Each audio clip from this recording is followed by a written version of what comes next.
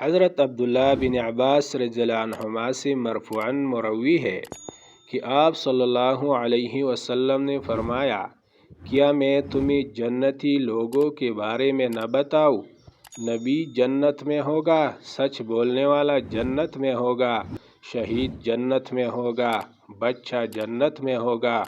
وہ شخص جنت میں ہوگا جو شہر کی کسی کونے میں اپنے بھائی سے ملاقات صرف اللہ تعالیٰ کے لیے کرتا ہے۔ تمہاری بیویاں بھی جنت میں ہوں گی جو اپنی شوہروں سے بہت زیادہ محبت کرنے والی، زیادہ بچے جننے والی اور بار بار شوہر کی طرف آنے والی ہوں گی۔ وہ بیوی جب ان کا شوہر ناراض ہو جائے تو آ کر اپنا ہاتھ اس کے ہاتھ میں رکھے اور کہے، جب تک تم راضی نہیں ہوں گے میں ایک لقمہ بھی نہیں چکھوں گی۔